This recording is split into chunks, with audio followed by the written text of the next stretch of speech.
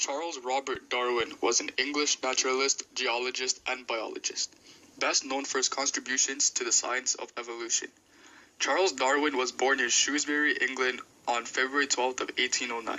He went on a 5-year journey around the world in the HMS Beagle to find/search the evidence of evolution.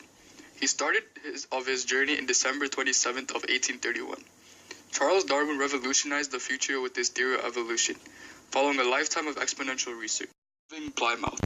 The reason he went on this adventure was because he never knew what to do with his career.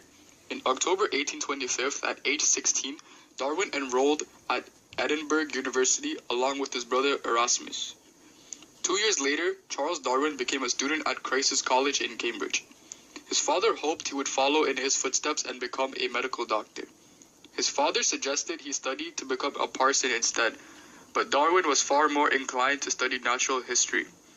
After Darwin graduated Christ's College with a Bachelor of Arts degree in 1831, Henslow, his professor, recommended him for a naturalist position aboard the HMS Beagle, knowing that it would be a 5-year journey.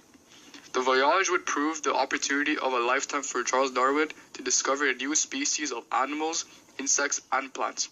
He then later on sailed to Rio de Janeiro. The Beagle arrived at Rio de Janeiro, Brazil on April 3, 1832.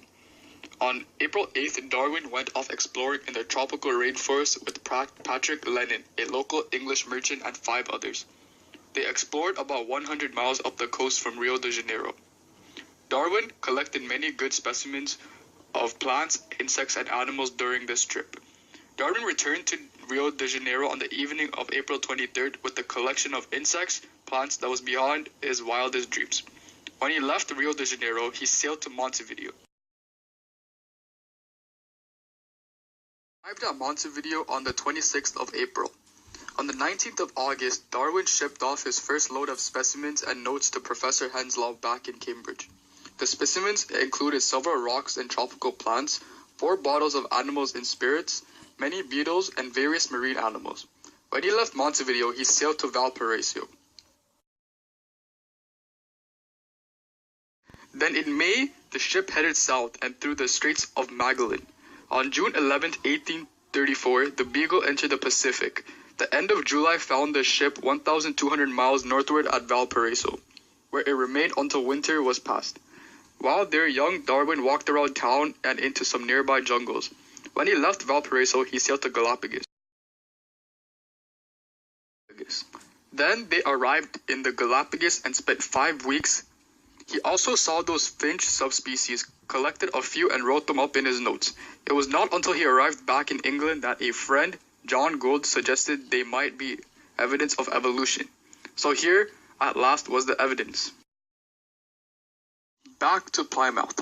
After visiting Tasmania, Darwin left to return home.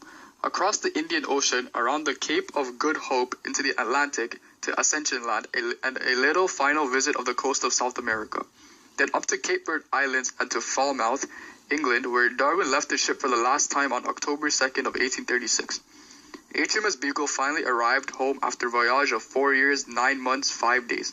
They docked at Falmouth, England.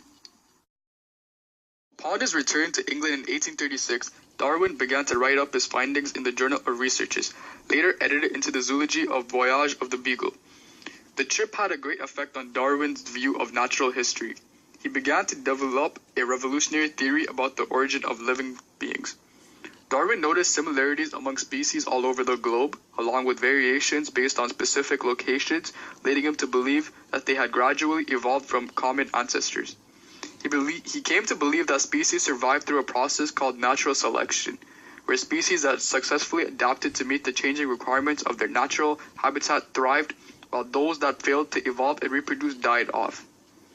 Charles Robert Darwin, once an insecure college graduate, had become a seasoned naturalist and a man at the start of a long journey whose conclusion would forever change the way humanity views its place in the world.